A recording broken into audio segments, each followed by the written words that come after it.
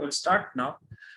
A very good evening to each and everyone joining us for this interesting webinar that we have planned on behalf of OP Jindal Global University. I would like to warmly welcome all of my panelists that have given us time today. I would also like to warmly welcome all the career counselors, students, and parents that have joined us today for this interesting session. Now, this is your host for the webinar. I am Ankur Vohra. I am the Director of Outreach and International Admissions at OP Jindal Global University. We are a leading social science research-based liberal arts institution located in Delhi NCR, India. I have had the honor of hosting these conversations with educators, students, teachers, principals, higher education administrators, school administrators over the last 1 year or so. Ever since the pandemic hit us in the month of March 2020, we have had some very, very interesting conversations, and these webinars have been a great source of information on what has been happening on the ground and how have some of the leading educators from around the world adapted to the new normal. I have had been on a break since December of 2020. This is the first in a series of webinars that we plan to come up with you in the year of 2021. Incidentally, this is the first webinar that we are doing. I remember last year somewhere around the same time, we had done a similar kind of webinar talking about impact of COVID-19 on university choices for Indian students. That was when COVID had just hit us and we were very uncertain. We were not sure of what we are getting into. There was a lot of uncertainty. I will not say that uncertainty has gone. It was about to go away, but I think with the recent media news, you would all be hearing, we are all again in an uncertain, uncharted world. I thought of hosting this webinar first because I felt that 1 year down the line, we will be in a better position, or my panelists will be in a better position to judge how the year panned out. How did they manage their students, parents' expectations, not many test centers or not many SAT test dates available. How do the profile of students when they are locked down in their own houses, they can't go out anywhere. So this promises to be a very interesting webinar, a very interesting knowledge sharing session, experience sharing session for all of us. I'm excited, and once again, a very warm welcome to all of you. I encourage all my participants. I know there are a majority of you are career counselors that have signed up for this webinar to engage and ask questions, and we would like to learn from you as much as we can share our information from our own end. So to start with the context of this webinar, year 2020 will definitely down in human history as a year of lockdown, when most of the human activities came to a grinding halt. All of us have felt that kind of what I should say, uncomfort in terms of adapting to the new normal. But many of us on this in this time have had the tremendous pain, misery of losing a loved one, or somebody suffering from a distant relative or a nearby neighbor who has suffered from COVID-19 and its repercussions. So it has been a very tough year for all of us. Let us just put that out in the perspective. We all had to adapt. The educators and learners had to adapt. Zoom became a verb. Everything now is on Zoom, including for the career and the career guidance counselors, college guidance counselors, who had to almost adapt overnight. And on their shoulders were the dreams of thousands of students that look up to them for providing the right kind of guidance for their university choices and careers. And we had hope with 2021 coming in that the worst is behind us. We will be able to go out, probably head for a holiday first thing first, but we couldn't. Vaccines were here, schools and colleges were reopening. Our own university, I was operating out of office. I had also put a picture on LinkedIn saying that I'm back in office and look set for another year of student recruitment. But alas, I'm back to work from home due to the rising number of COVID cases. So it's an uncertain year, 2021 as well. We are in the second wave of COVID-19 infections, from a few hundred new active cases in February, where we were having just a few hundred cases. And I I took these numbers from our official India tracking website of COVID cases. There were a few hundred cases in February. And now when we look at numbers, they are alarming. They are up to 1,000 plus cases every day that have been recorded in many of our major cities. We have entered a second wave. Its impact on grade 12 students. We have already had the grade 12 CBSE examinations, which were postponed to May and June. There are already voices that they were last year also of cancelling the exams. Most of the grade 12 exams, practical exams were ongoing. The Delhi schools shut down yesterday, which has again led to a lot of uncertainty. How will the practical exams go forward? And similar is the situation in other countries. So again, I think we are similar in a similar situation as we were in last year in April, May. Limited standardized testing opportunities for student SAT, ACT centers have been very limited. We all know that the opportunities for testing or going for SAT exams for students were limited already due to COVID. Limited opportunities for profile building. Not many opportunities were there, as I said in my opening remarks. And there was general anxiety and uncertainty as we enter the second wave. So this is what it is as of now, the situation that we have. The state of international education mobility, like many other sectors, international education has already been hard hit by current situation. There has been a number of decline in the international student numbers. Australia seems to be always in the top news in terms of going down in numbers, and you just Google international education numbers and you always see a lot of reasons for that. I don't want to pinpoint a certain country. All of them are doing very bad in terms of recruitment numbers, but Australia, I think, stands out for a variety of reasons. Visa processes have been hit. There have been delays. And again, all of this is in public media consumption. You can it's available on the net, but this is something that I found out in my own short research I did this morning. Few questions that come up in all of these brief scenarios that I shared. And this is what I want to put down to our panelists. Has the Indian student mobility trend changed over the last 1 year? These are just indicative questions that I want these people to, these career counselors, our leading career counselors and panelists to answer. How have career counselors adapted to the new normal? Is there something new that they have tried or something new that they had failed at? They thought that will work, but it didn't work. A couple of them told me that they're very happy on working in the way that they are working. So we want to know from each one of them, how has it been for them? What have been the key takeaways and learnings from the past year? What have they learned? And any countries or set of universities that they might want to showcase as people or institutions that have handled this situation very well. And maybe we can learn from them. So these are some basic questions that I thought I'll start with. And these are not the only questions. There are many other questions that I would like this fantastic panel to answer. But for a start, probably I thought we'll start with these ones. I will now stop talking. I will hand over this responsibility to some of the leading career counselors and my panelists who I have invited. I would like to start by inviting our fantastic career counselor and my dear friend from Shiv Nadar School in Noida, Nitina Dua, who is the head of department Career Guidance Center at Shiv Nadar School, Noida. I'd like to briefly introduce her and then I'll hand it over to her. Nitina believes in learner-centered approach. She has assigned herself the role of a creator and a craftsman engaged in helping and building and nurturing environment conducive to empowering each learner and welcome the students to a non-threatening space to explore their own interest and aptitude. A master's in business management, a graduate in Bachelor's of Art. She has been continuously enhancing her domain expertise. She has completed her postgraduate diploma in guidance and counseling by Institute of Counselors Training Research Center, headed by Dr. V.S. Ravindran. And she has also pursued Global Career Counselor certification from UCLA. She has designed the curriculum for electoral literacy with Election Commission of India, along with reading and traveling that are close to her passion. She has continuous learning engagement throughout short and long-term courses and conferences.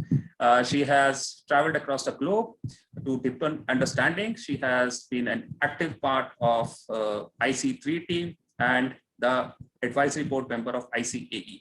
She has over 8 years of experience in education with a binding interest in cross-cultural settings of learning, forged inter-school relationships, and internationally with schools in Singapore, USA, and across the world. Nitina, it's a pleasure to have you here with us. I will hand it over to you for the presentation, please.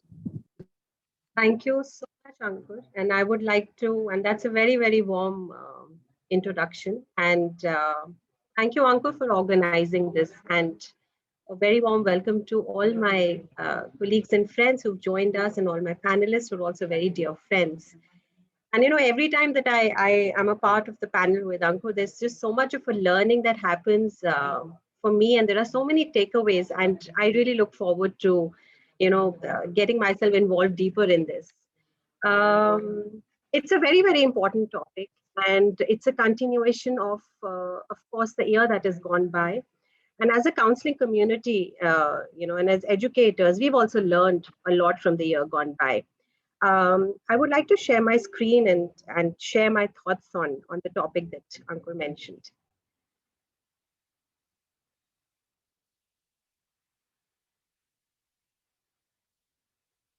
I hope I am audible, and I hope you can see my screen, all of you.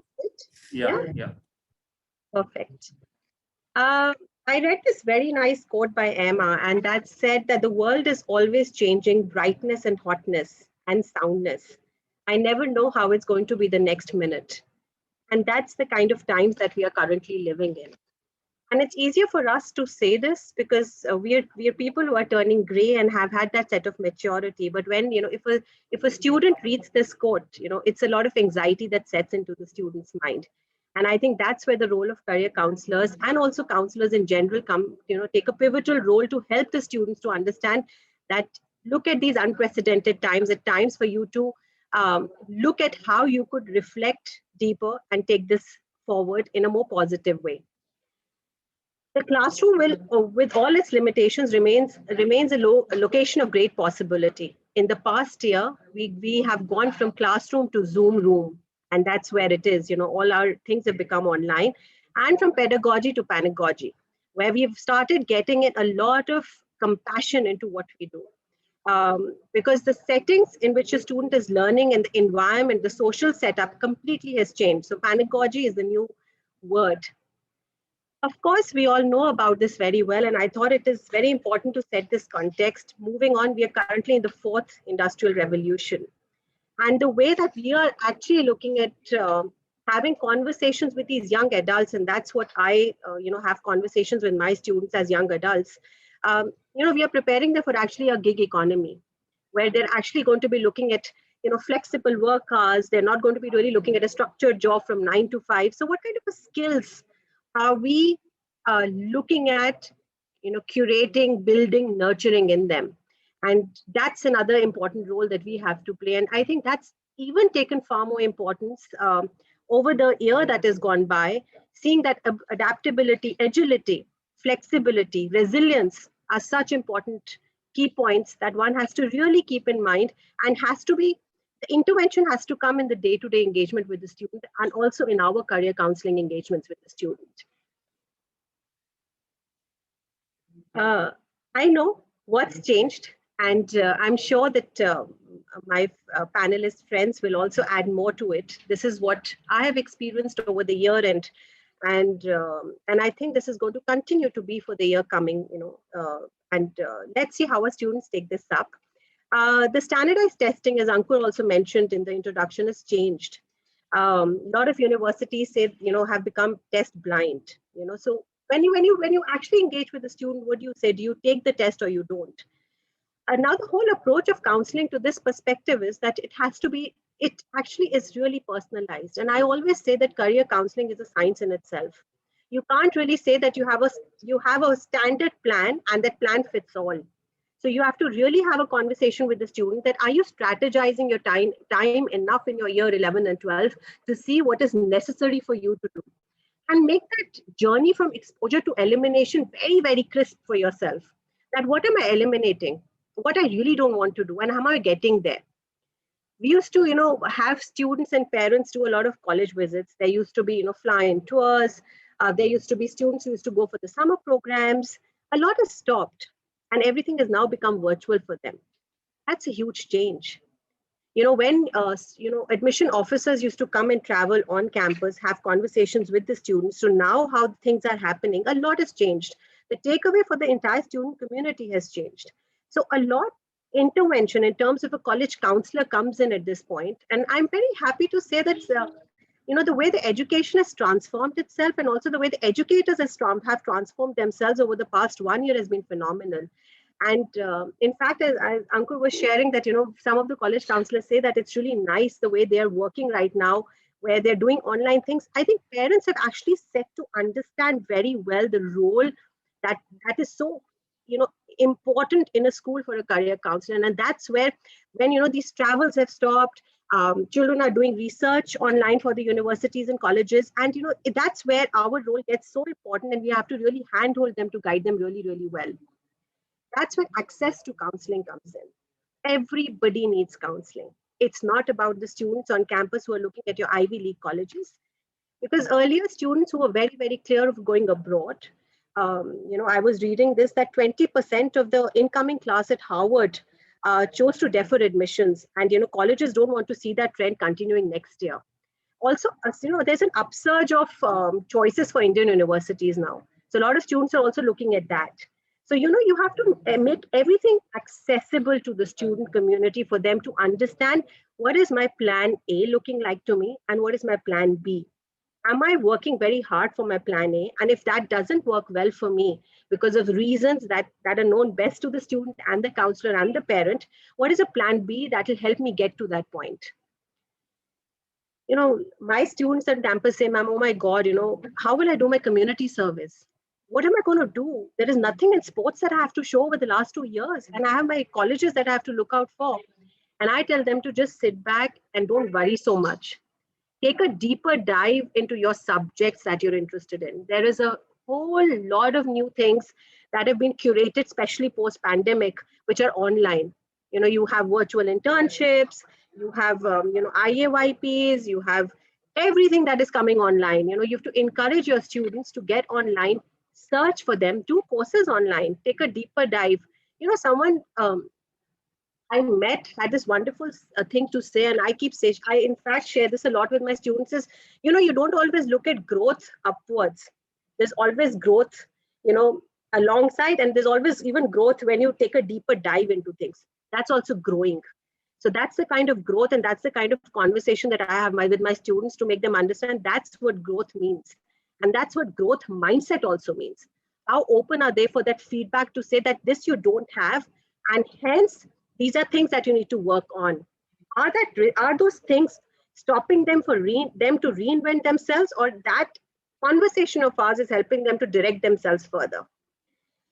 So as high school seniors search for colleges, take social distance campus tours, and engage in conversations with admission officers over Zoom or email, they need to be asking questions about how the colleges is handling COVID. That's been very, very important. In fact, the best colleges in the country, students are very worried. How am I going to be quarantined when I'm going to be reaching there? How are other things going to function? Are my Zoom classes going to be happening? I see a lot of students who have joined campus in the, joined universities in the US. They've been awake at night to attend classes. So that's also really, really affecting them. I have put a link here, which is really good, which is a link that will help you understand that how are universities across the world handling, and they're giving you admission updates about COVID. How are they looking at, what if you haven't taken a standardized test? What if your IELTS and TOEFL is not there? So, you could really share this link with your student community, and then they could really go through it depending on which college are they looking at, and they will get their answers in here.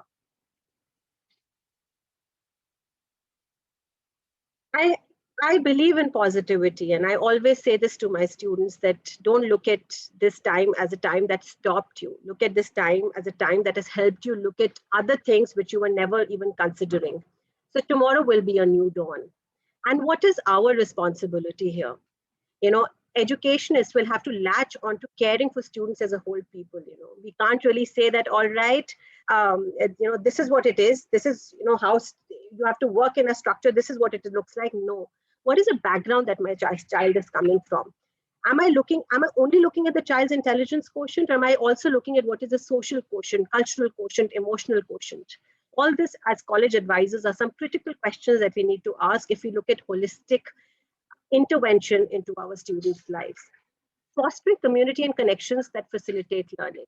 And I hope we as advisors understand this very, very well. We cannot work in silos. Collaboration is the key. We learn from the best practices of each other, help our students get into internship, see what summer schools can be offered to them, look at online courses that are happening. And in fact, these days, all your international summer schools are also virtual. So there is just so much out there that students can explore.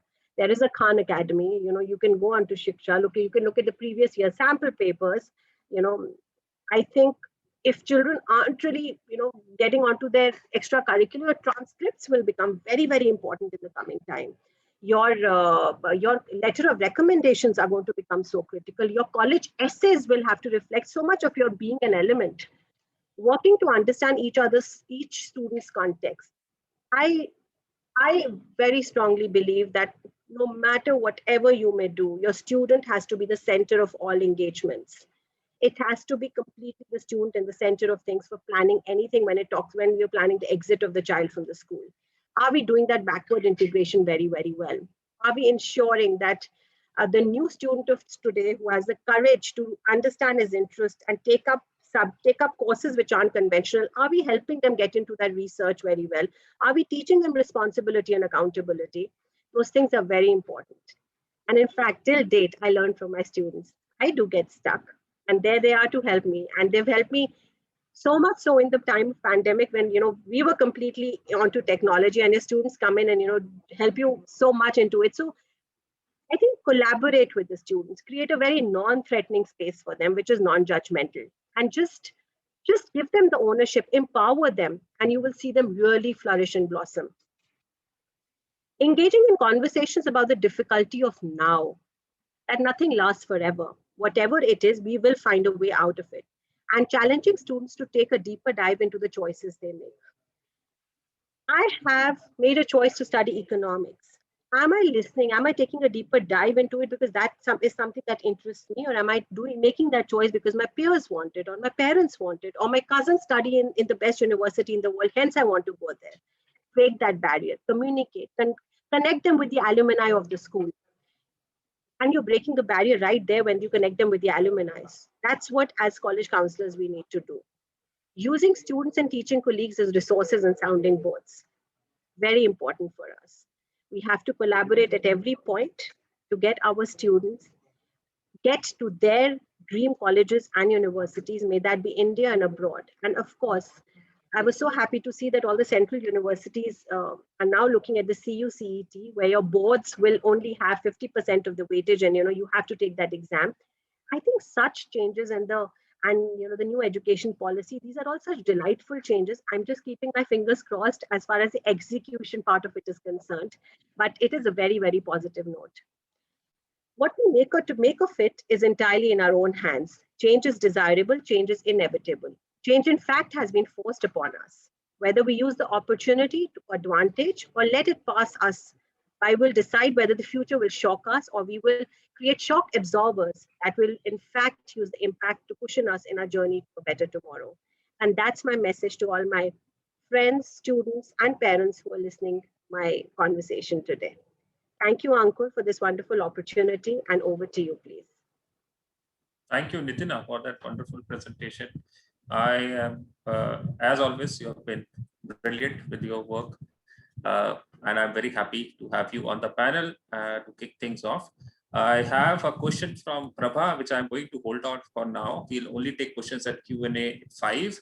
But Prabha, my dear friend and career counselor from Mauritius, thank you so much. You're listening to me as always. Thank you for being here, and pleasure to have you with us too.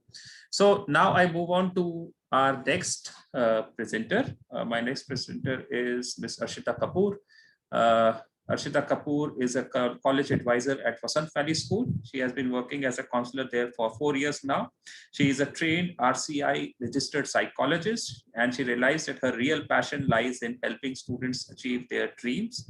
Arshita has helped over 400 students decide their career paths and is looking forward to helping more and more students every year. It's a pleasure, Arshita, to have you here with us. Over to you for your comments. Thank you, Ankur. It was actually really delightful to hear Nitina. Every time she has something more interesting to add. So, always nice to learn from you. Um, so, taking on from what Nitina said, I'll just share my screen. So, I'll start off being very, very direct. What are the impact on university choices that we've had for our kids? And I'm talking from a Delhi school point of view, and this is just data that I have from my students. So this could mean a lot to you, or this could be just rubbish for you, and that is absolutely okay. But this is my take on it. Yeah. So. Something that I have seen is that a lot of applications went out and the trend was the same. So I'm looking at data from the past 2 years. So March 2020, we had kids, who had their decisions out already. And then we are here in 2021, where again, we have a set of decisions. But the kids applying to university, the places that they're applying to, that hasn't changed for us at all. And that has been absolutely the same. But where they have decided to go is something that has really changed. So like Nitina also mentioned, deferred admissions. Last year, we had a large chunk of kids who deferred admissions because they thought that maybe by fall things were going to be okay. And then in fall, they thought that it was going to be okay in 2021. And again, now they are still thinking of what they need to do. This also led to a lot of kids thinking that they should reapply to university. So I had a lot of kids from my previous batch reapplying to universities thinking that, they might stand a better chance because they have their board results in hand. Unfortunately, I did not see them moving up the ladder in terms of going into a better college, because obviously we still had the same amount of competition for, the batch that was applying, and things were different. So a lot of my kids this year and last year decided to stay back in India. So Vasant Valley is a CBSE school, but every year we see a lot of kids going out to US, to UK, to Canada. There's not a very large number that stays back in India. So we have a batch of about 100 kids, and I usually only have about 20 staying back. But it was a big shift last year where we had a large chunk of students who decided to defer or to drop the option of going out, because no parent wanted to, at least most parents didn't want to pay the fees of an online education from an international university, because a lot of things that you are actually paying for, things like the experience, the campus, and a lot of other things that you get when you go to university, just the relationships that you make, you're paying for the full thing, and you're not getting that when you're online. So that was something that was not acceptable to most parents. So a lot of people decided to stay back in India. So that happened. Lots of decisions for this year were based on how countries and the universities tackled the situation in March 2020. Something that stood out for me this year, and this is a conversation that I had with a parent very recently. Her child was admitted in Yale, NUS, and in an Indian university. And going to Singapore was just a 5-hour, 6-hour journey earlier, and seemed like the best option for a lot of kids who wanted to be closer to home. But now Singapore has a 14-day quarantine, which means that it's not just a 5-hour or a 6-hour journey, but the time has actually just gone up so many folds. So looking at how things are happening and moving forward, I think decisions are based on a lot of other factors than just how much we have to pay for college, or what is going to be more fun, and just the brand name also. So people are looking at what the quarantine time is going to be like. Things like last year in 2020, unfortunately, I had a lot of students who had to pack up overnight and come back to India, and that was quite a dreadful experience. So looking at those situations also, people have decided not to go to certain countries. So I think that is a standout for us. Looking at this year, where our students applied, again, the top choice was America. Most of our kids still applied. There were no decrease in applications.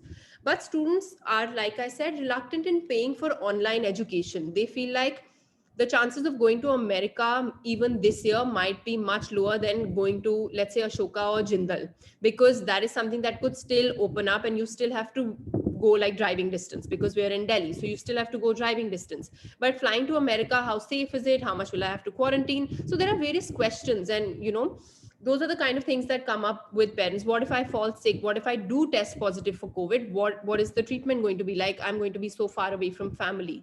So a big India trend is what I've seen, which is very, very good for us. I do think that it's very positive.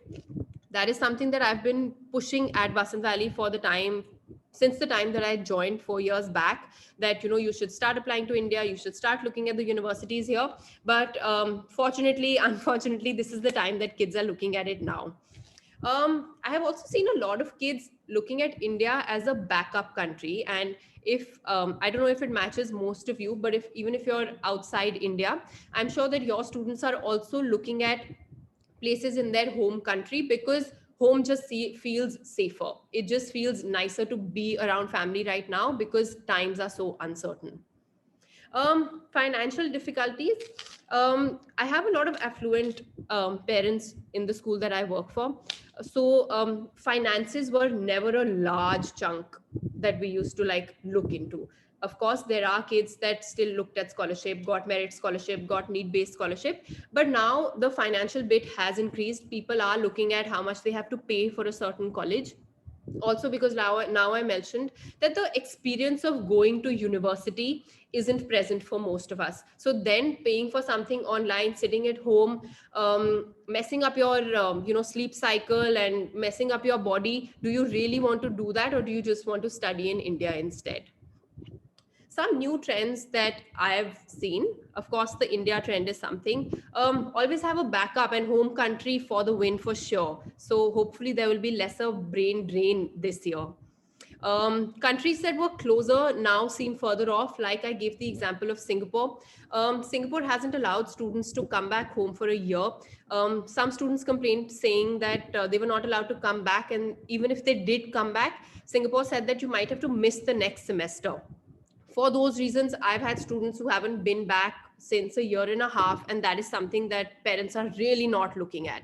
So I think that has made a very big difference. Like I mentioned again, days of quarantine in a country also play a very big role. If I have to go and visit my son or daughter, do I need to quarantine for 21 days? Because that's just a long time for me to not do anything and sit in a hotel, plus of course the expense. So I know that Hong Kong has a 21-day quarantine and Singapore has a 14-day quarantine. Some countries, like if you travel to Dubai, you have to get a test done and you can get out. So things that are easier seem to be a better option right now. Experience of working from home. Like Ankur mentioned, some counselors are really enjoying doing this from home and it's working out very well for them. I am not, frankly, one of those, because I feel like nothing can match face-to-face interaction. For me to just bump into a student and have a casual conversation in the corridor really helped me put down my thoughts when I sat to write that LOR, because I could picture that student. I knew what I was talking about. And that's just something that was very, very important for me. There was a bond that I had with the students. I could spend time with them. I could watch them play. I could watch them sing. I could watch them having fun. It's just the basic interaction with their peers. You can see that. How do you see that online? You can see them fight. You can see them cry. You can see them in their best and their worst. And that is something that I really, really miss right now. It's much harder to connect to someone virtually, and that is something that I have felt a lot. Even kids going through anxiety or any kind of mental difficulties, it is so hard to reach out to kids. It is so hard to spot such children also. So I feel like for me, this is not working out. There's no spontaneity. I cannot be spontaneous. Kids cannot be spontaneous. They cannot come up to me and crack a joke. So again, I'm just missing out on that one-on-one interaction that I could have with my kids. Something that I feel is, it's a drawback for us, is that we have no working hours anymore. It's not like I'm working from 7 in the morning to 4 in the evening. There's no time limit, because I'm working from home. I'm expected to even do uploading at 11, 12, 1, 2.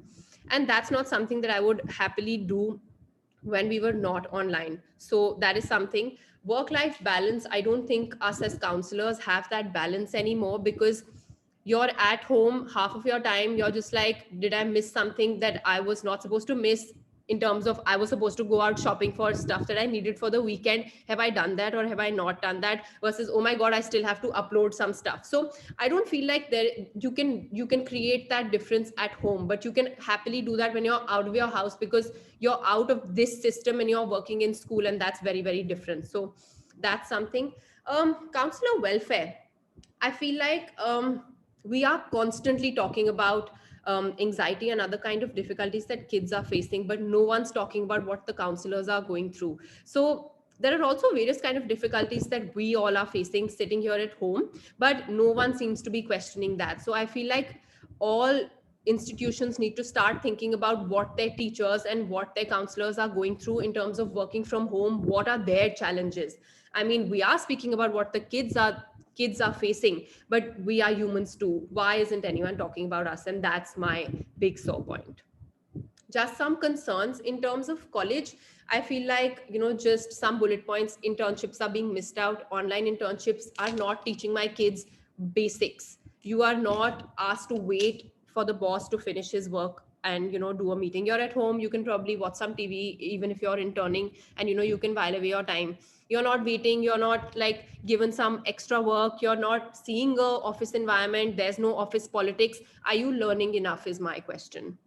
Projects, my kids used to go out to do projects. There's no field work. Again, those interactions are something that they are really missing out. And I feel like those really taught you life skills. Coming from such a privileged background at all times isn't going to teach you what India is really about or what people are really going through. So that's something that we need to look at. Testing, of course, everyone says that colleges are test optional, but I do think that there's a large impact on the applications. There are some kids that have taken the SAT or the ACT versus some kids who haven't been able to. They say they are not being pitched against each other, but how much do we know? And I've seen, at least for my students, kids who have given the standardized tests are doing better in terms of the offers that they have. So I don't know how much truth lies in being test optional. And lastly, the rapport that you form with the student, that is one of my biggest concerns, because that is something that you're not being able to do. A couple of Zoom meetings is not going to get you there. Other concerns that I have for the students, of course, their mental health, their screen time. How many Zoom classes are enough? How much time over on the internet is enough is the big question here. Oh, the waiting time. Till when do I wait for everything to get over? I was waiting for boards to start in May. Is that going to happen? So the wait seems to be never ending for them. The anxiety seems to be never ending. Every day is a new day, unfortunately, with new negative kind of news. We don't really hear any kind of positive news. There's no happy news for our kids. So what are we really getting them into? Then I just have one last thing. Some stand out during this time. For me, India was a standout. I feel like we have really tackled the situation, at least before the second wave started. We had tackled the situation brilliantly. Kids were very happy with what they had. Singapore, I was not very happy with in terms of, kids are facing a lot of difficulty. And for me, New Zealand was a country that stood out again, because kids were happy. Corona was very settled, is very settled at the moment. Things are looking bright. So again, my kids, something that they are looking at is India and New Zealand this year. So that is something that is a standout. Thank you so much, guys. I hope this was good, and you. Wonderful. Wonderful, Arshita. Wonderful. It was really, really interesting to hear you, and some very valid points. I think one of very good presentations. Thank you. May I now invite our next speaker, Dr. Sonia Soni. And before I invite her, I'd like to introduce her. Dr. Sonia Soni is a clinical psychologist. She is a passionate counselor with over 15 years of experience. Her strong belief is that the journey for students to find the best fit college should be a process and not a product that has been seen many successful students become successful artists. This is her 8th year at Aditya Birla World Academy. She is an IB psychology teacher. She has graduated from Delhi University with an honors in psychology and received her doctorate in psychology in 2012. She is an active member of the IBEN. She leads the IB workshops, is also a part of the IB school visit team. She is also involved, not only involved with IB, but as a college counselor, she is also serving member of various boards of committees where she advises and develops strategic planning for effective implementation of committee's vision of supporting the counseling community. Pleasure and an honor to have you here with us, Dr. Sonia. Over to you. Thank you so much, Ankur, for that warm welcome. And I think before I begin, I must congratulate Arshita for bringing each and every point of what my heart felt. It was really a pleasure listening to you, Arshita. I think you were just able to touch the deepest chords of my heart when you said that, is anybody ever questioning the emotional bandwidth of a counselor? And for a moment, I really got thinking about it, because I think as school, we are so bothered about teachers, but unfortunately, we never come either in the admin staff or the teaching staff. We are in between somewhere. And I hope some of the heads of the schools who are listening to this can have a carry back somewhere. So thank you so much, Arshita, and for doing that. And Nitin, I think you've really spoken a lot about what I wanted to speak. So I'm not sure how much value addition I would do, but I would be just using the panel to speak my heart out and dividing the entire session into what it looked for counselors and how it looked for students.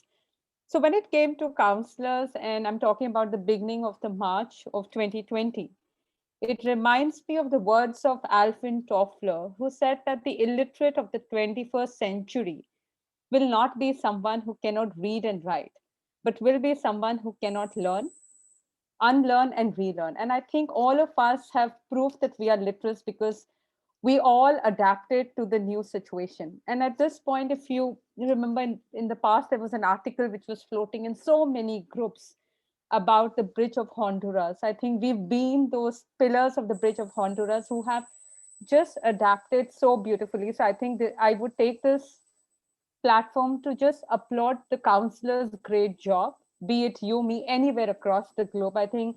And it also got in a very new horizon to our role. We were not just college counselors, but most of us also became an empathetic counselors, because while we were doing Zoom, we realized that there was so much of a problem we were dealing with when we were helping the student choose universities to select. So one thing that I found missing in this entire tenure, of which I found different, was a new addition to my role, that the empathetic counseling became a core principle of college counseling, which was always there, but it became as a part of the forefront. Of course, the human touch is something that I miss the most, and I am one of those who is itching to get back to work.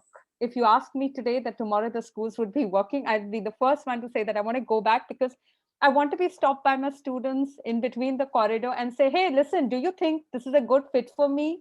Hey, do you think I will be getting this university? So those kind of conversations are something which I miss. And also at times dealing with the faculty when they have to be writing those specific LORs. Very often we think that the LORs are just a document that goes along with your applications. But you know, the LOR is more about the story which is beyond your transcripts. And I miss writing that story this year. I really missed it, because I felt that I did not have those personal conversations. And what worries me is the second wave. You know, my rising seniors, my grade 11s, I have not had a year with them. You know, like they've been in the pandemic. I've not even seen some of them face to face, because we take in a new cohort every year and we have a lot of new admits. I was still safer with my grade 12s because I had worked a year with them. I know how it was doing. But with this grade 11, there is no personal touch we have. Sometimes we don't even know their profiles. And I would say it's a shame to the education that we are all leading today, that we are kind of missing that human touch, which is very, very unique to their profiles. And I think college and career guidance is all about existential counseling. It's not about just doing your job and giving them those 8 universities to apply, but it's about existential counseling and a human touch where you involve families. Very often, because of the times that you are wanting to work with the kid, you had a parent missing, At least when we were back in school, parents were much more available to be coming for meetings. And of course, there have been those difficult situations where you've got a call from a parent at 8 in the evening and saying that, hey, I finished my office. Are you available for a meeting? And at that point, you really did not know what to tell them, that, okay, we also have a personal life. Very beautifully put together by Arshita. So I would not want to reiterate the whole thing. Uh, as counselors, I think agility is something that has defined all of us. We all have adapted so beautifully, and it's the collaboration, it's the power of being able to collaborate with each other. Today you have 5 of us from different parts of India, from different kinds of schools, and we are speaking a similar language, which means that the college counseling is all about skills. And the pandemic did give us an opportunity to ensure that we could collaborate and we could learn together. Just recently in Mumbai, we had a evening for counselors online. Um, I mean, as counselors from Delhi, you can try that out. We just met online to have a little chit chat about how we feel about things, and we discussed those little things. So somewhere it's more about building a community together that has helped us to go ahead. Talking about the students now, my students also are of the opinion that they want to be back in school, because the school years are the best years of their life, and that's something that will help them to make the right decisions. The virtual fairs were really great, but do they want to continue with that? The moment things open, we want to get off it. We want to get off it because sometimes it's easier to speak and explain yourself face to face. Emotions get emotions get combated when you are in a virtual platform, because you are in a rush, because you've given time to somebody and you would want to ensure that you are not late for that meeting. Howsoever you may want, the human touch is something that's at least vital to our existence in the field of education. Students are in a state of quandary. They don't know what the next hour is going to be like. So my question is to the government, that why can't we take a decision about the board exams? It's important for us to understand that why are we forcing an academic pursuit in quantity and not quality? The 2 years of education that the child has done, can't it be a qualitative analysis? And why do you need a number? The kids have been doing a lot. If you are able to understand the kind of mental and emotional aspect, the turmoil that a child is going through, it's quite a lot. I have kids of a similar age. I see my grade 10th kid who's going through a very similar aspect. The quality of the attention spans are going down. What are we leading them towards is a question that's more important. And I think as college counselors, when you're writing our letters of recommendation, it's an appeal that we all should be making, that somewhere to be looking at them beyond the academics. It was so beautifully put by one of my friends on the panel that, yes, you say you are test free, but are you really test free? You're not test option. Let's get off that faffing now. Okay, so just be blunt and say, I need tests. I need the test scores. There are kids who travel. I mean, Mumbai was shut down. Mumbai was completely shut for SAT, and kids have traveled miles and miles to do the SAT. For what? Because they never said we will not consider it. They said we are test optional. The moment you say, if you give it, we will like to have a look, you are indirectly forcing it. It's like a taxation policy. The more you show your salary, the more you get taxed. The more you show your scores, the higher you go up, right? So Ankur, I think the two broad things over here are the students. I feel sorry for them, that even though we say there is not a race, there is a race. And I feel happy for counselors that somewhere we all have broken those walls and come together. And I hope for me, the placements, fortunately, were not affected at all. I have my dream colleges met this year as it was last year. But I also have some kids who have suffered in the bargain because they really went by the word of being test optional. I could not do this, so colleges won't affect. But as a school, we have written a letter of, we have kind of written those letters of petition where we have explained them that all kids don't have that bandwidth. All kids don't have those kind of resources. I have so many of my students who are right away COVID positive, and we are worried that we have exams starting in next 2 weeks for A levels, and then we have IB. I come from a school which has IB as well as A levels. So I think somewhere it's the time. I think education is one of those industries, and I can say it with full pride and honor, who's stood up, who's risen to this situation the most beautifully. I mean, teachers have learned how to use different technologies.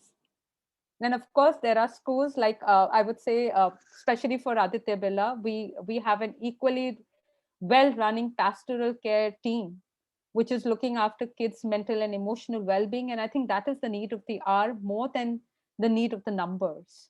So I mean, it's something that as college counselors, one of the roles that we all need to adapt is empathetic counseling, getting beyond the rankings and looking at a best fit at the moment. So that's it from me, and I'll be open for any questions specifically to talk about my school. So thank you so much, and back to Ankur. Thank you so much, Dr. Sonia, for those insightful remarks. I think you summed up both Nitina's and Arshita's wonderful presentations really well. Thank you for that. May I now invite our next speaker, and a dear friend, dare I say, Nirmal Agarwal. I'll read out a short bio for him. Nirmal Agarwal is an economics graduate from Stanford University and a well-regarded educationist, having worked with over more than 200 schools and thousands of students over the years. He is the founder of Cognix Knowledge Group, which is involved in various educational initiatives. More than anything else, he is passionate about working with young students to help them realize their dreams and aspirations. Nirmal loves to personally coach students to enhance their skills and abilities as they prepare for college, careers, and life. Nirmal, again, a pleasure and honor to have you here with us. Over to you. Thank you so much, Ankur. I call myself the affirmative action in Ankur's webinars, because he's always surrounded by all these great women who are doing so much work in education. He needs one guy always to support him. And I'm the guy who I'm the guy he always invites, so that the gender issue doesn't get caught up, that you're only inviting women. So he can go up to his bosses and say, see, there's a guy there with me. So thanks, Ankur. I know I'm there by default, but here I am. So great to be here as always in your webinars. I think this is the third time that I'm coming on, and very well organized, very educational. And as Nitina said at the beginning, that more than sharing our experience with others, I think we learn from each other a lot. And that's why I look forward to these webinars, and I've learned so much from what Nitina, Arshita, and Sonia, Dr. Sonia have said. So hopefully I'll be able to share some of my experiences. And I want to set the context a bit. I don't work in a school environment. So I'm an independent counselor. So the kind of students who are coming to me are more filtered.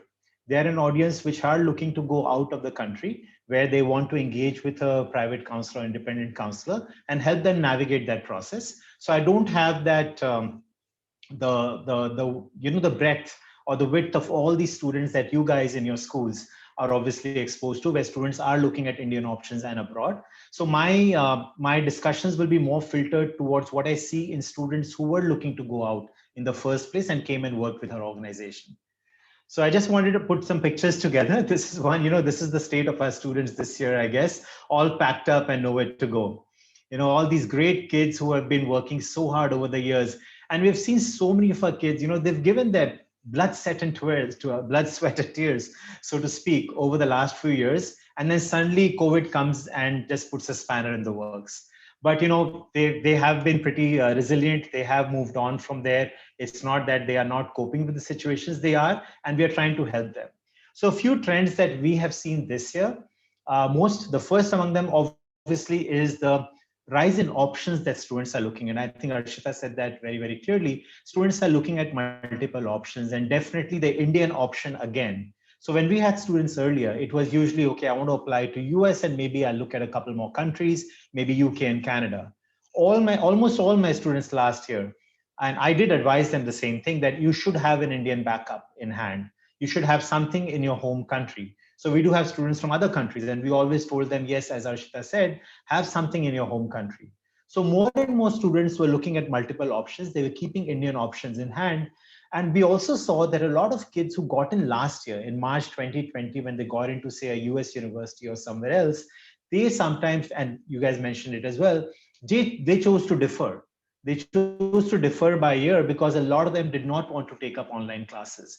And when they did defer, some of them actually enrolled in an Indian university, right? That, okay, I've got my deferral with us. So this is not a practice that I promoted, but that's what parents want, that, okay, I don't want them to waste a year.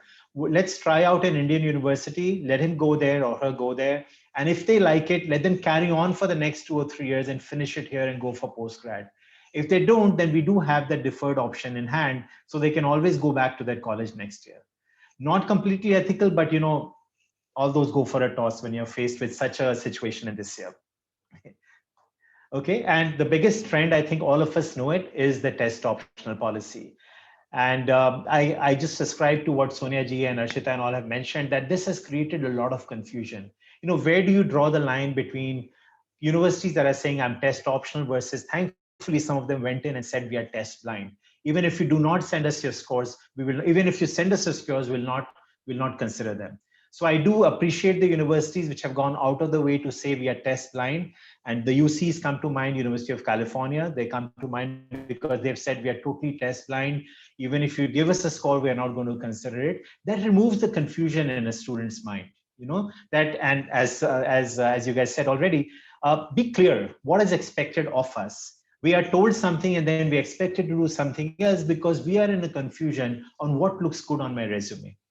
And we have seen the same trend again, that though universities are saying they're test optional, a lot more of our students who submitted good test scores, the only students who submitted test scores were the ones who had the good test scores, right? So a lot of our students who submitted test scores ultimately came up with better, say, more selective institutions. I'll not say better institutions, but more selective institutions taking them. For me, it's always about fit. So I never say a better institution or a worse institution. It's always which institution fits you more. But a more selective institution has sometimes taken in students with a test score which was good, vis-a-vis someone who probably didn't have a test score. And this whole thing has tested the guideposts, has shifted the guideposts, so to say.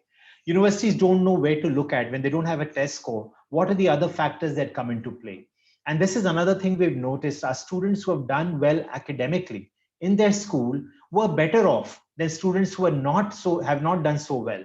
Even they might have had great extracurriculars, some great work they've done outside of academics. But the students who might have not done anything else, but just had great academics in school, probably did better in their final college decisions.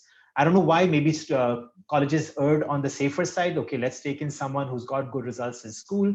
In fact, I worked with a couple of gap year students who had their ISC and CBSE scores already with them. And I think that played a huge role in them getting into some very selective institutions because they had not given their tests. They did not have too much in terms of extracurriculars or other profile that we say. So those ISC or CBSE scores, which were really phenomenally good, probably played a huge role in them getting into these very selective institutions with financial aid. So you don't know where the goalpost is because it's constantly shifting. As counselors, we've all been just guessing, how is the university going to look at this student? What are the things they're going to consider? Are they going to look at school scores? How will they compare this school score versus someone else's score, right? In the age of online testing, I know schools where everyone is getting 95% and up, where kids were not even reaching 90%, everyone is getting 95% and up. How do you now compare? Right. So there's a lot of questions in my mind that I don't have the answers to. Maybe Ankur, when you and your colleagues from other universities get on a webinar together, I'll be the first viewer there because I do want those answers to come in for me as well. That what do I advise students to look at when they move forward? But this whole test optional approach has also meant a huge rise in numbers. And I'm sure all my colleagues here will vouch for the fact across the world, American institutions, so I'm speaking more about American institutions. I'm sure it is true about other institutions across the world also. But my locus standing or my experience is more with the American institutions. They have seen a huge growth in numbers. In fact, the Common App has said in a data that they have given out that they saw a rise of 28% for applications from India. Now, we were sitting last year thinking applications are going to go down. And we had this conversation with many parents that I don't want to apply to USA because of COVID, because of Donald Trump and his policies and all that. That drastically changed sometime in November when suddenly we saw a lot more students who might have been looking at a Canada and UK. Once Biden came in, they said, okay, despite COVID, we want to give it a shot. We want to apply to USA. So I don't know what had a greater impact on the rise of 28% in Indian numbers. It might have been a change in presidency. I don't have the research on that, but I think that might have had a greater impact. But the bottom line is there were a lot more students vying for those same slots in the highly selective institutions. In fact, Common App also said that there was only a 1% increase in the number of unique applicants last year, but a 10% increase in the number of applications. What that means now is that students are applying to more and more colleges. You know, we have some schools that limit the number of colleges you can apply to, maybe 8 or 10 or 12. There are others which don't. And for those, I've seen students apply to 20, 25 institutions. They said, we don't know where we stand vis-a-vis these institutions. I'm looking at financial aid. Let me just apply to as many as possible so that I'm not hindered. I'm not, victimized later if I am looking for financial aid. So a lot more students are applying. So it's gotten more selective. But also remember that these number of applications that are going up are at the more selective institutions. They're not across the board. So there is always a good fit. I'll tell that to my students that Harvard might have seen a 42% rise in numbers this year. Colgate saw a 100% rise in numbers. Can you imagine that? Same number of seats, but double the number of applications that went into Colgate University in upstate New York. So given that fact, it is going to obviously get more and more competitive for students to get in. And where you might have thought this is a school I would have walked into, you are sitting there with a denial letter in March and you're left with no options, but to now look at maybe rolling admissions, maybe Indian options, etc. But having said that, I think it's important as counselors to ask your students to look beyond the top, look at the fit. And this is a great moment. I think this is a great time that you can actually show them the numbers, show them the data, and tell them that it's better to go to a college where you fit in, where you're going to do well, because that is more important for you to do well in life than which college you go to. Your performance in any given college is obviously going to be more important. So please sit with your students this year who are seniors, rising seniors, have this conversation with them, show them the numbers from last year, show them the rise in numbers, and we're expecting the same thing to happen because the colleges again are going to be test optional, and the same abnormal rise in numbers due to deferrals. Again, we're going to see a lot more deferrals again this year probably. So I just put in a graphic. I saw this on the IECA listserv. So look at the change in the selectivity rate of a lot of these institutions. These are some of the more selective institutions across the country. In USA, at least a 50% drop in selectivity across all of them. So I don't want to dwell on this. I just put that graphic up so that you know those purple lines are this year and how much more difficult it is to get into these top places, more selective places that we are looking at. Which also gave rise to universities trying to protect their yield. The yield is a percentage of students that finally enroll at university, and universities more and more started relying on early action, early decision. So you'll see a lot more weightage given to students who are applying early decision, and that's what we saw last year also. But there was an abnormal rise there again, and that led to a lot of deferrals. Many universities just gave whole blanket deferrals to. I heard somewhere that about 50% of the applications for early action to Harvard, I don't know if it's true or not, were deferred. So all these students were still left in the pool, and then maybe they got a denial letter or a waitlisted letter. So you're just prolonging the inevitable and keeping students' hopes going up and down, up and down, up and down. So yes, there is something that the universities need to do in being more clear, in being more upfront about what they're expecting, give those decisions, don't go into deferrals and all that. But that's what the marketplace is all about, and it's not for me to really comment on what the best policies are. But this is the problem students are facing, leading to a lot of chaos in their minds, in parents' mind. How much is enough? How many people? How many places do we apply to? Which are the other countries that we should be applying to, etc. We also saw a big trend in drop in financial aid, and it's not surprising because universities have gone through a bad time last year, having to refund fees, having to pay their salaries without cutoff, without layoffs, etc. Not having students on campus, not having living costs reimbursed, etc. So universities have gone through loss in donations, loss in sporting revenues. Sporting revenues are big for these universities, ticket sales and television rights for their sports events, etc. So there were a huge drop in income in many places. For many students who are looking at financial aid options, we saw a big drop in financial aid being offered, and students who were looking at financial aid being more inconvenienced or was tougher for them to get into these colleges. And if I compare apples to apples, two students who are very similar, the one without financial aid probably had a much greater chance of getting into university of their choice than the one with financial aid. And that's a trend again we saw this year. Again, moving forward, we again see a rising trend in gap years. More and more students are still, we've already had the conversation this year while university decisions are coming in, that, the second wave, I'm not really sure whether I'm ready. Last 1 year has been online. Am I prepared to go to university? Is the university prepared to take me in with, full physical classes? My daughter herself is probably going to be going for a master's program. And I'm having that conversation in my own home, that should she try for a deferral, or is it okay for her to go in August this year, even if it's a hybrid situation or an online situation? So we don't know. These conversations will keep happening. As counselors, all of you will probably be doing this over the next 2 months. I'm sure you've started thinking about how to answer it, but it's inevitable. It's going to happen. And this is going to again put the pressure next year. As we saw the pressure on the admissions this year from the deferrals from last year, it's going to happen again next year.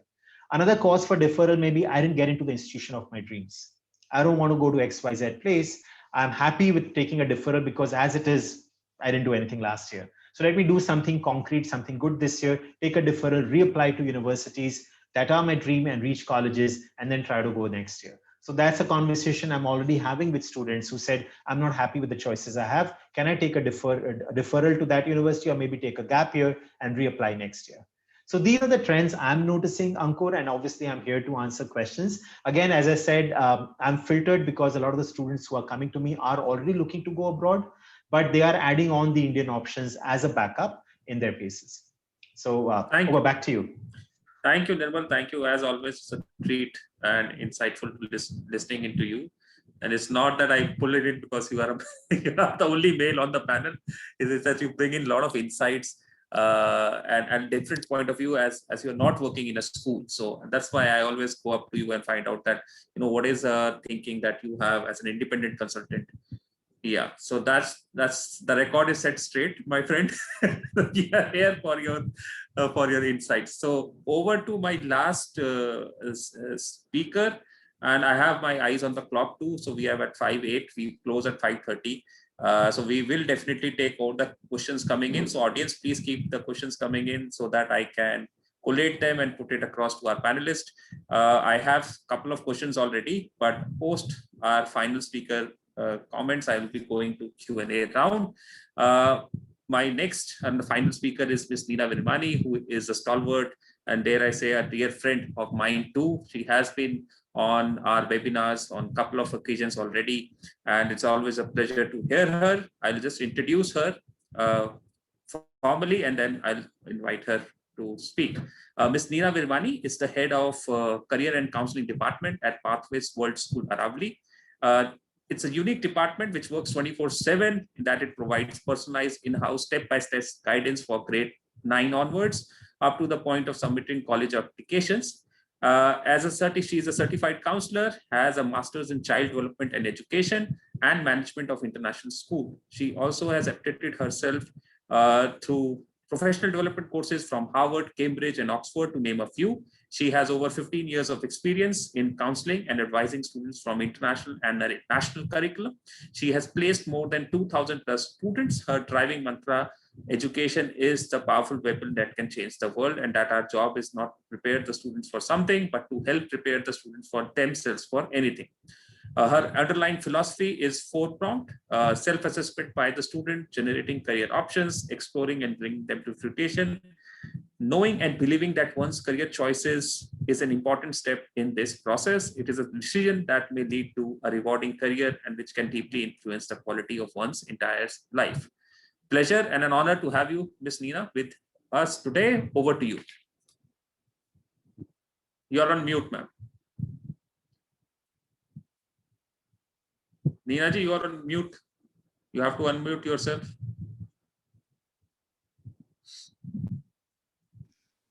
Yeah. Thank you, Ankur, and thank you to all the speakers. You kind of helped me, actually reduce the amount of things that I would wanted to say, but most of you have said everything. I'll just probably pick out few pointers as you all were going through. And before I start, because in addition to everything else that you've all said, I also tell my students that you are what you are today for the decisions that you've all made in the past. And believe me, I use that every day. And therefore, in spite of all the concerns we've had in 1 year go by, I still say uncertainty has become the normal, and uncertainty is going to be the normal. So for all the students, I have been telling them, let's not talk about, all the problems that we are facing and all the problems that we are going to face and all the uncertainties. Come on, this is going to be normal for you, and it's going to be normal for everybody else. So therefore, all those who are even looking for, that's been my driving force with all my students when I've counseled, is that do not look. I appreciate what Sonia said about empathy, it's there. But at the same time, we have to get up and move on. Everybody is in the same boat, whether it's in India or overseas. I've seen the students, at least in India, the kind of students we are facing and we are dealing with are in comforts of their home. Believe me, they may be having anxiety due to lack of contacts, but they still are in comforts of the home. At least the students that I come across are about a cohort of about 240 students. Yes, placing them last year was really, really a challenge, a new challenge. And as all of you have faced, we too faced the problem of not knowing how to deal with the questions that were coming up, because I had no contact with most of them. I may have seen them walking up for 1 year, and we had seen them, perform. I'd seen them do their bit, but the current batch of students that are coming, they are going to be a complete, a stranger to me to begin with. We have, in anticipation of what we were going to face this year, started working earlier. And unlike the people in Mumbai, the Delhi schools did open up, and our school did open up, and we were in school from past January. I mean, we were here from January 6th. So we did make it a point to meet all the students post 4 o'clock, so that we had some kind of contact and some kind of an understanding of what their step forward was. Pardon me. So now I'm just going to talk about the trends that we have faced this year. Well, our trends have not changed at all when it came to placements and the offers that were sent to us. We looked at the offers, as I'm just going to show you one screen, which is this one that you see on your, can you see the screen? No. All right. No. In our screens, in our placements this year, there was no change. The offers we received were exactly as Sonia said, the kind of offers we were expecting. We got our Ivies, we got our top schools, we got your Cambridge, etc., etc. But the question is, how many of these offers will be accepted by the students? How many of them will be making the payment, and how many of them will be going forward? We really don't know. And even though the trend shows that there has been a large number of students that have got offers from United States, which turns out to be the highest, with UK and Canada being very close to one another, I still see the numbers that will apply and accept the offers and go ultimately would be India. India would definitely be the highest number of students that will be accepting their offers this year. And I don't know if it sounds weird, but I do say that COVID did bring all the Indian universities to wake up. They got a wake-up call, and they started working towards being more ready to the demands than they were earlier. The general trend that I have seen is that our students who were able not ever to apply to Delhi University was able to apply last year. As the results were delayed from the Delhi schools, as the results for the Delhi University became more and more delayed, the IB students could apply because their results had come out on time and they were able to apply. So the students who were not able to go overseas, which was becoming impossible, started applying to the next best option that they got, and they did receive an offer. So that was a change in trend. I mean, earlier I could never talk about the IB students ever getting into Delhi University, but now last year, yes. So much so that last year's couple of our IB students got into IIT as well, which became a confidence builder with the students who are coming to do IB, because I can only talk about IB right now as I'm working for those schools. There was always a matter of concern with parents that, what would our students do, because the results timing and the admission timing don't kind of match.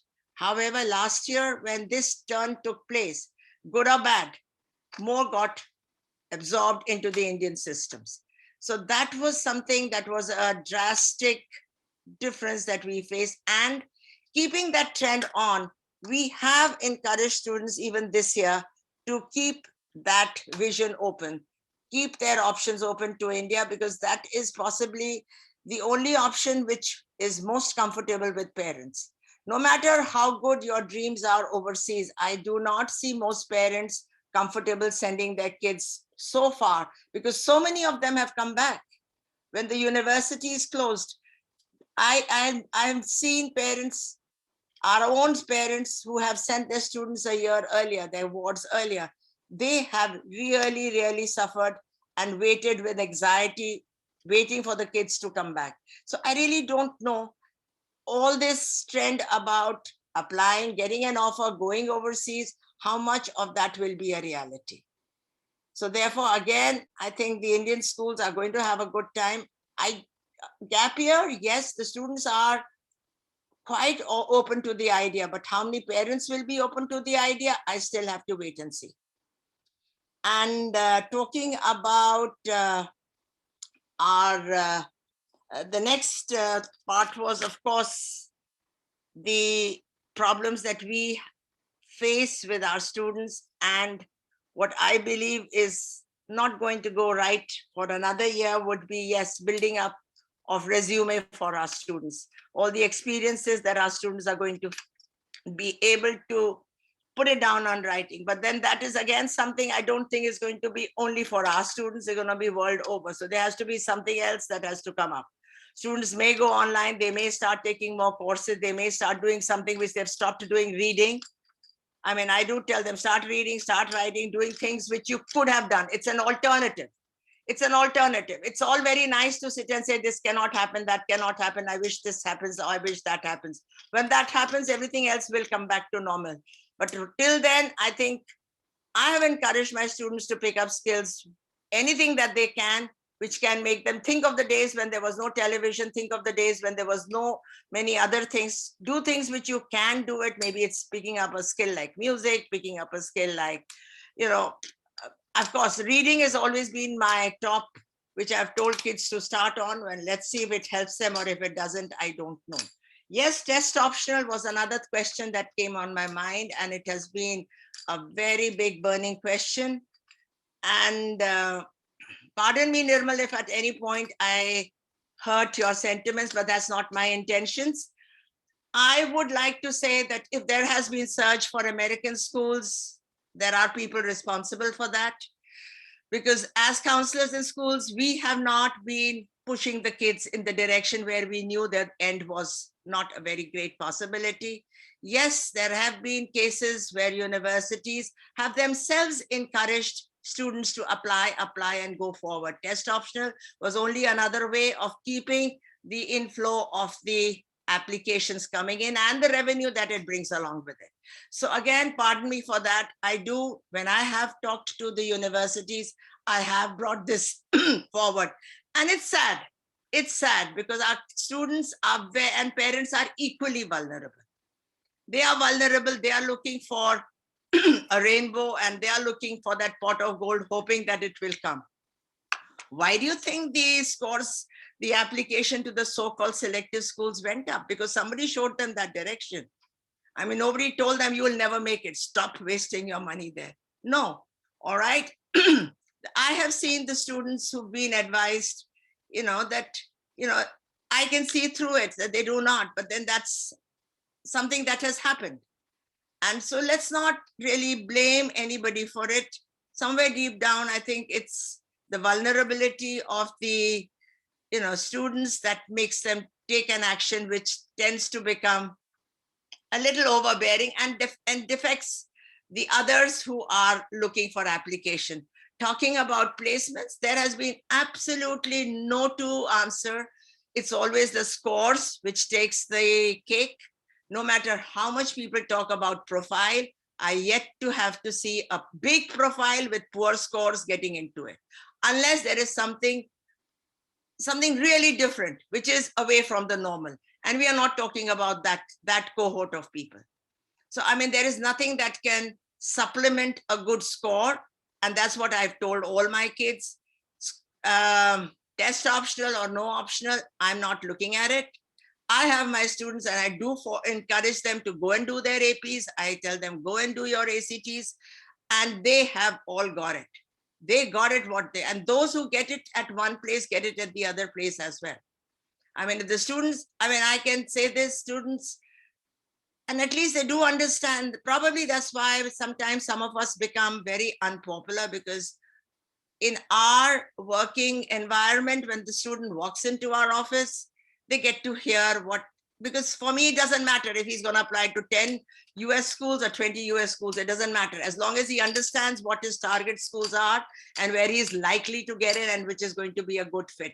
I can quite appreciate the concern of the countries, but however, the numbers are something and that's one reason we are not in a position to, at least in our schools, control the numbers of application.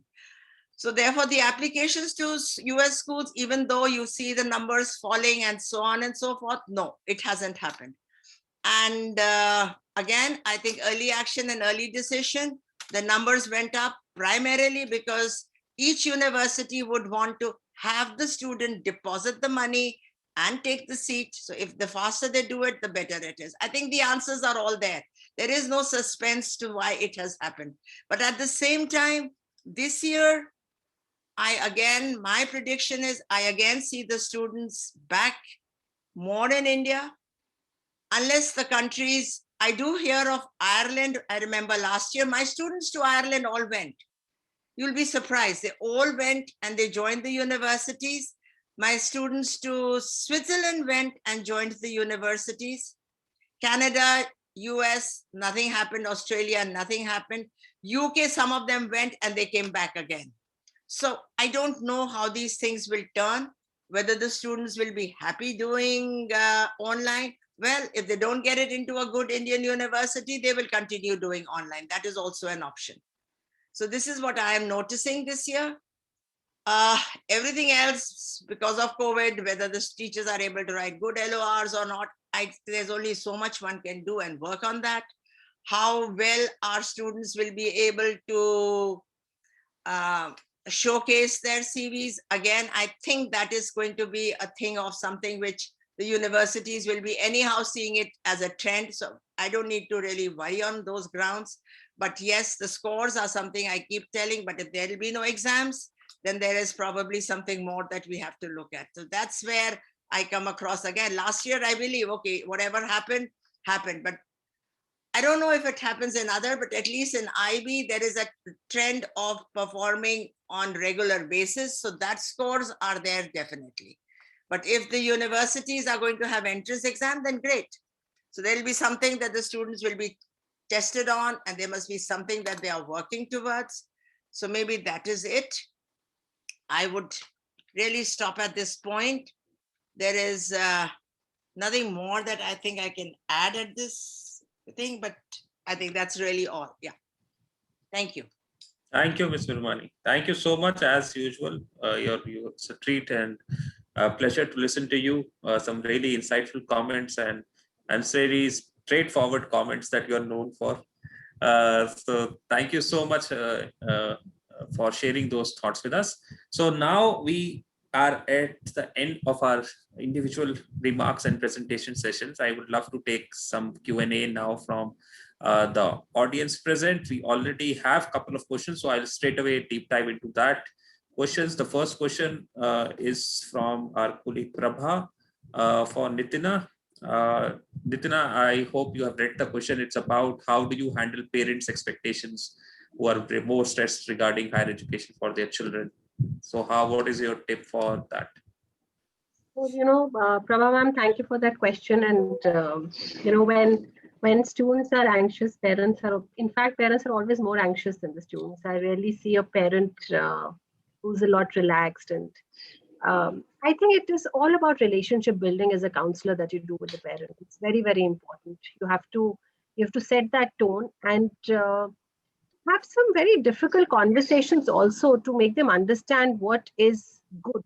And I'm a very firm believer, and that's what I practice, is that I don't prefer to be in the good books of everybody.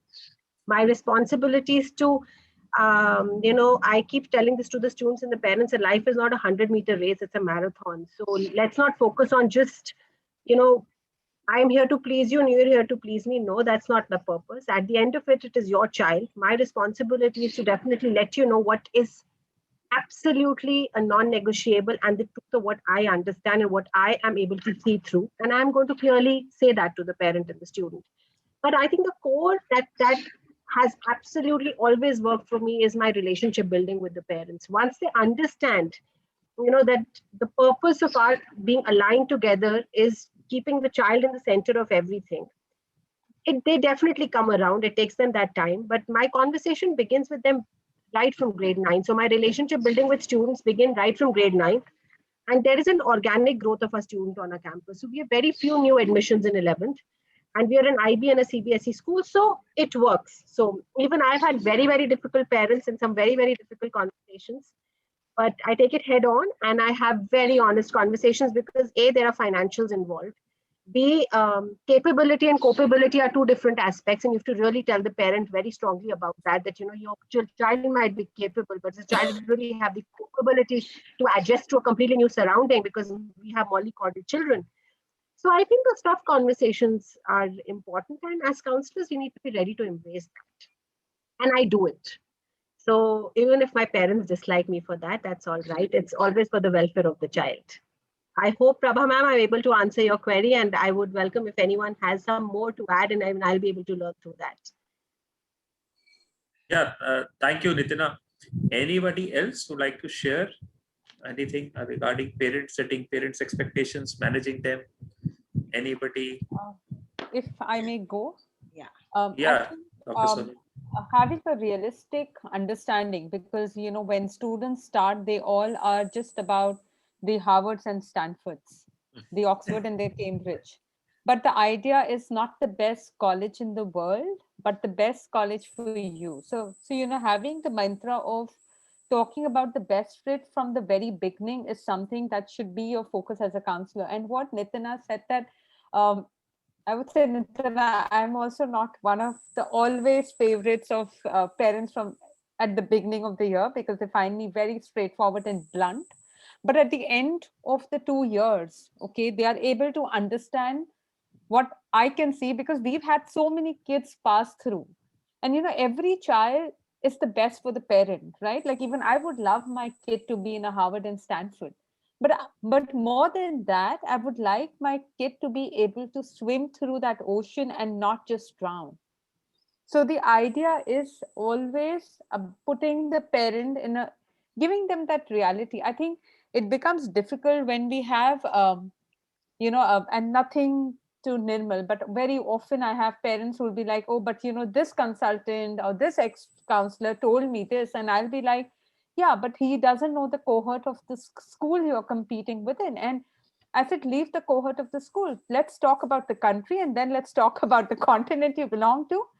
So you may be the best, but there are people who are better than you. I believe in every child, and I'm not saying that you don't deserve a good college, but maybe the definition of good has to be different for every kid. And this is the job of the counselor. I am not very popular, as I said in the beginning of grade 11, but I think I become one of their favorites at the end of grade 12, because we know that, and that's what my earning reward is, that you've been able to get the child placed in a university that the child will come back and say, I'm happy about it. That's more important. Perfect. I can also Perfect. add here what with the other two. if we are able, I mean, I have a couple of students who passed through not so very bragging universities and have come up and gone to the next stage of their careers, done well, come back with flying colors. So we do discuss with the parents at the same time that it's not always the starting or something where if you're only focusing on top tier universities that will give you the best career options or best head start. So just like the Nitina and Sonia has said, I too would be saying the same thing, that, you know, look at your child's academic strengths, look at the university, see where he's going to fit up well, where is he going to blossom.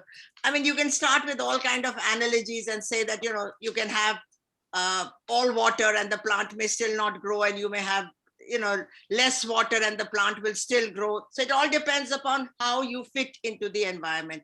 It works. We have a lot of alumni talks coming, and that also helps both students and parents. That's what we were doing.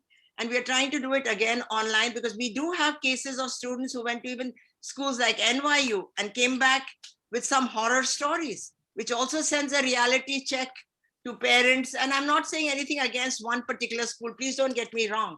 I'm just saying they've gone to a lesser known school, come back very happy, talked about good things, gone to another school, not felt very happy, had some horror stories to say, and so on and so forth. So the parents' aspiration, anxiety, if it's only about the branding of the school, that has to be put to rest with some very plain and simple talks. If it's about the future, I think that can be, you know, laid to rest by giving him step forward or some coping techniques. I think that's something that we can work on. Thank you so much. I'd just like to add one thing. I think we come from I think it's an occupational hazard. We do have anxiety provoking conversations at all times, but they only last a few days. And I think I agree with everyone here. If you're telling them what is right for them, there will be certain amount of anxiety at the beginning, but they will realize you're coming from a good place. And that is the most important part. I don't think we can tell the parents not to be anxious. It is something that you should be anxious about. I mean, it's supposed to happen. So I think it's fairly okay for them to go through that. It's a process. Perfect. Thank you, Arshita. So I have another, I think it's a remark or question from Ms. Neera Handa, who I believe is a university guidance counselor at the British School in New Delhi. She says, with regards to SAT optional, I think we as counselors need to take a stand collectively on not doing SAT or doing SAT. Let's not give colleges the option to make the decision for us. So any comments from I have a comment here. You know, we as counselors from a school will happily take a stand for and against everything in the world. But what about the independents sitting out there? Who is going to stand there? So that's just a very simple question. This community has two sides to it. It might look very flowery, but it isn't, because I might be saying something that is a best fit for the kids in my school, but there is someone sitting out there saying exactly the opposite. So who do I support and what do I support? That's a big question. And the university is also supporting somebody that, you know, they're not always supporting the right. Absolutely. So we have a big battle to fight. So I don't know what to do. But I would always say, Ankur, like, you know, I know it's difficult, and we intend doing it this year, that we intend writing an letter to all the universities and putting it on a website that, you know, Bombay, there was no center that was functioning since March till now. That's right. Right. And if you see a child submitting the score, take it with a pinch that child had that kind of a bandwidth.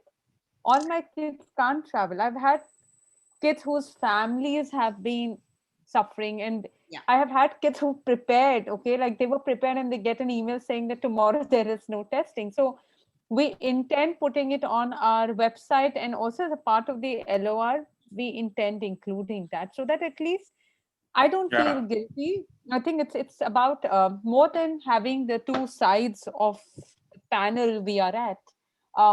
I think it's about universities to be honest about what they are Absolutely. putting on the Absolutely. website. I mean, Absolutely. it's become test blind for 2 years more. I mean, that's a humble request I would have. That, I mean, and that's even for universities back in India. Like I would not want to name that. Why are you asking a kid to give a sad score? Why can't you be test blind this year? Look at other things. There are so many other things that a child has. It's again the question that I had, that quantity is so important over quality that you're getting in the kid. So it's about universities that urge us, like Arshita, for us. I put myself in the shoes of an external counselor at this moment, and I'm saying that to keep their markets going, they would say to keep us going. Like if a child asks me that, do I do SAT? Honestly, I have said what Neena has said. Kar sakte ho to karo. I mean, I know of one of the webinars where I had a counselor saying that the child had traveled from Kathmandu to Lucknow to do a SAT. No, I they're was- coming. Absolutely. So Absolutely. this They're traveling from all over. Yes. Yes. And So because this our is center is open. I madness, think the right? important part here is kar sakti ho to karo is great advice, but that's not what the outside counselors say. They say, figure it out, you got to get this done. And that's not the advice that my kids are looking at, because when you're telling the kid that they have to get it done, they are figuring out, How to places do it. all Yeah. around India, and they are risking their life to do it. So I just figure that the most important word here is being test blind. I'm not for test optional. I don't think that works. I don't think that's fair. That's basically putting you in a dark place, and that's not what should be done by universities, which are places where our kids are going to learn. So And I I mean, think I it just gets feel from like the it's universities unethical to say more. something like this, because I don't think they are believing in it as much. So, Ankur, I think you have a lot of responsibility today, that whenever you get on the university, we've done this for you. We've come on the panel, we've spoken our hearts out, right? You are a part of a lot of international movements. I know that. It's a responsibility that you should take to support our kids and to support counselors, that as counselors, we urge that they become test blind for a year or two. I agree. I, Agarwal is a big man internationally, and he has a say more than we do. So Ankur, I think the next The next meeting that big we man. do is that we should hear from you that how many universities have been convinced by you. There are universities who have done it, and they've done a great job, right? yeah, I agree with you, and I have seen Has firsthand. OP Jindal become test blind? Yeah, absolutely. We have no, we have not become test blind. We have become taken tests to their homes. yeah. So anybody doesn't need to travel anywhere. So anybody can give tests right now, right? So that way we adapted very fast. Yeah. So we have now students can give it online, and I don't know why colleges are not doing it.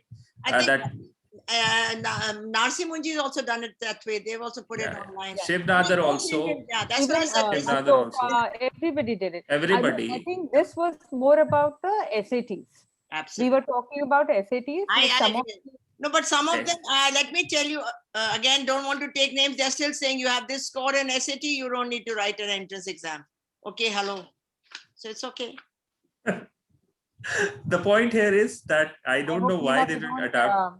End up in trouble after this. Okay, I think we've had this is more But of a personal conversation going on.